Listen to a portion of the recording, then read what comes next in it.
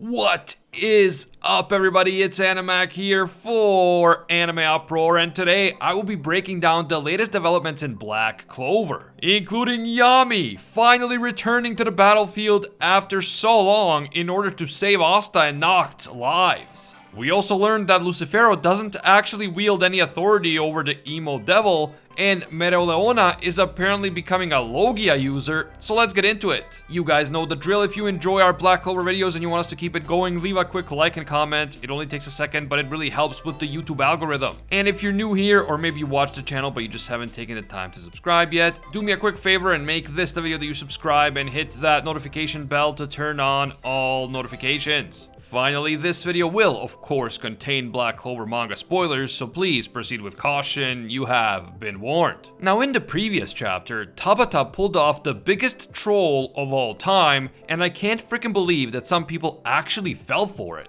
Tabata had Dark Lord Seke pretend that he was scared of Lucifero and that he just wanted to run away from the battlefield. What an absolutely ridiculous concept. Tabata even had Seke pretend to be in disbelief about why people like Yuno and Mereoleona would put their lives at risk to fight someone as overpowered as Lucifero. And then Seke even pretends to ask Mimosa to escape the battlefield. All of this is just part of Seke's multidimensional master plan, of course, a plan that people without at least 2 PhDs can't even begin to understand. So, to be honest, there is no point of me trying to explain it here. That said, His Majesty Lord Seke does express his respect for Asta, who despite being nearly dead, forces himself to stand up once again. As Yuno and Mereoleona are facing off against Lucifero, Asta drags his sword and himself forward one step at a time, vowing to help despite his terrible condition. Seke then sheds a single, small, manly tear, a tear of respect for Asta as a fellow warrior and fellow protagonist. Seke really was the shining star of chapter 320, although Asta was a close second. In the latest chapter, Noct shows up in his armored form and tells Asta that he is in no condition to fight, so he should not be on the battlefield.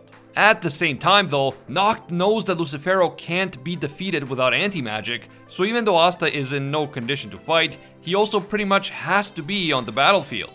Noct decides that if Asta has to be on the battlefield, then he will be there right by his side, and he will protect Asta until the time comes for anti-magic to play its part.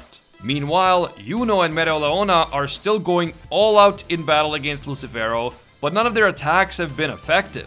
At the same time, they have to be extremely careful because even a single attack from Lucifero could kill them on the spot. Now, even though Lucifero isn't really in any real danger here since Yuno and Mereoleona can't seem to actually hurt him, the devil is getting annoyed by this whole situation. He knows that he has to eliminate Asta as soon as possible so he doesn't have to deal with anti-magic later. Anti-magic could turn out to be a problem for him, so he wants to eliminate that potential threat as soon as possible. So, under these circumstances, Lucifero ends up doing something unexpected. He calls out to the emo devil, whose name is revealed to be Adramelech. Lucifero screams at Adramelech to deal with Yuno and Mereoleona so that he can take care of Asta. But the emo devil responds with a hilarious, I'd rather not. Lucifero then proceeds to call him a bastard, but Adramelech just kind of shrugs it off and says that watching Lucifero fight is just too much fun.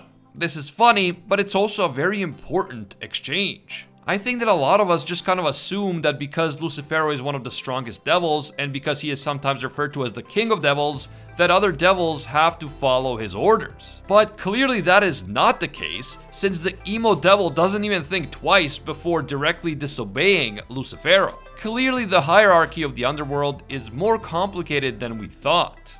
Like, yeah, we know that Liebe hates Lucifero, but there is a very specific reason for that, and we also know that Megicula was doing things behind his back, but that's very different from so flagrantly disobeying him right to his face. The fact that Adramelech is able to speak to Lucifero this way means that he clearly isn't afraid of any retaliation. So could the emo devil be a lot stronger than we realize? And could there be some sort of devil civil war brewing in the future, with other devils potentially joining the good guys like Liebe did in order to take down the bad devils? Or did Adramelech disobey Lucifero because he is waiting for orders from his real master, the Dark Lord Seke? Let me know what you guys think about this crazy turn of events down in the comments below. The emo devil's brazen dismissal of Lucifero definitely took me by surprise, and this single brief moment could have serious consequences on the rest of the story. As Mereoleona continues to give it her all in the fight against Lucifero, she suddenly realizes that her body is no longer holding its shape properly. The emo devil then reveals that she has gotten too close to Mana, which is something that humans are not supposed to do. We don't get an exact explanation, but the implication here is that Mereoleona's body may be giving out and disintegrating because she pushed herself too far and merged too closely with Mana in an attempt to gain more power. However, I refuse to believe that. Mereoleona is our badass waifu queen, and I'm sure that she's just becoming a Logia user, okay? That's it, okay? That's all. While Lucifero continues chasing and fighting Mereoleona and Yuno, Nacht uses a new form called Devil Union Canis Ex Ecus to summon a massive two-headed beast, which then attacks Lucifero. The monster grabs one of Lucifero's arms in each of its two mouths, and while Lucifero is restrained, Asta attempts to cut him down using Yami's katana.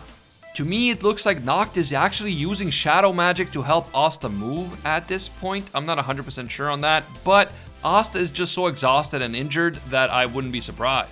This was definitely a good plan by Nacht and Asta, but unfortunately, Lucifero is able to break free before Asta can do anything, and in fact, he is happy to see Asta because now he has a chance to kill him.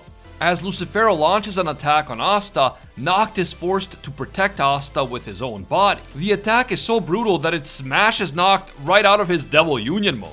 Nacht truly believes that he has reached his end, and he expects that he will be seeing his brother Morgan very soon. But as Nacht prepares to apologize to his brother in the afterlife, Yami suddenly shows up and blocks Lucifero's punch with a new katana that appears to be made from world tree magic. This is just my guess, of course, but it would make sense because if William has regained consciousness, then he may have been the one who healed Yami in the first place and then created this new weapon for him.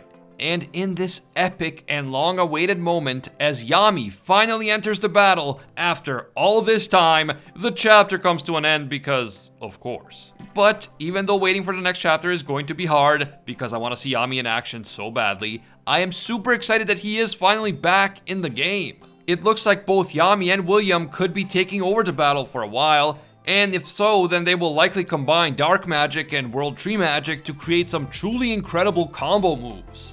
Lucifero better be ready because our boy is back, and also William, probably. William's alright, I guess. Man, this chapter had a lot going on in just a few pages. We had the actual fight against Lucifero, but we also had the Adramelech gamer moment, we had the ominous Mereoleona development, Nacht almost died, then Yami shows up, and all of that was in just one chapter. Absolutely insane. What did you guys think of this chapter? Is Mereoleona really dying, or is her power just evolving? With all the memes about no one dying in Black Clover, I would be extremely pissed if the one important character who does end up dying is a top tier badass waifu like Mereoleona. Tabata, please just hear me out. Leave Vanessa and Mereoleona alone, and with the other guys, hey, it's your call, you're the author. By the way, how do you think that Yami recovered? Was it William, as I'm speculating that it was? And if so, what happens next?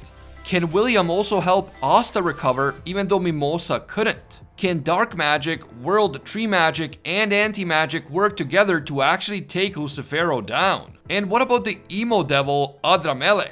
Is he going to do something important sometime soon? Or is he just gonna sit back and watch like he has been doing all this time? Don't forget to share your thoughts on all these crazy twists and turns down in the comments below. If you guys enjoyed this video and you want to see more in the future, you know what to do. Just leave a quick like and comment. It only takes a second, but it really helps. And if you want a completely free way to directly support this channel in a way that matters, just click that subscribe button, hit the bell, and then select the option that says all. It might sound like just a little thing, but it actually helps me out a lot on YouTube. You can also hit me up on Twitter and Instagram at AnimeUproar. I want to give a quick thank you to all of our AnimeUproar patrons for making videos like this one possible. Special thank you to Alpha Sigma and Kyle Salisbury. These guys are absolute mad lads and disciples of Lord Twigo himself. And I can't forget all of our The One tier patrons, the ones who rise above all other clans, including Ingrata, Aljatal, Pate Hefa, the Red-Haired Fox, Hinokami and Water, the Toasted Chi, Corey McGowan, The Spike, Lonely Dakar, Dylan Isidore, Spidey Life Tanel, Tungsten Tarkus, Baked Buddhist, Jeremy Cummings, and Che Whitley. Finally, thank you also to our Pro Hero tier patrons, including the one and only Gilgamesh, Steelers, Angel Cruz, Very Gucci, Alicia Octor, Bonnie Parks, Joanne Garcia, Fatboy Games, Kaido Might Be a Duck, Jessica Rabbit, Jeremy Phillips, Ali Vania, Temple, King Matthew, and Demetrius Water. If you guys enjoy our videos and you feel that they provide value for you, consider supporting us on Patreon.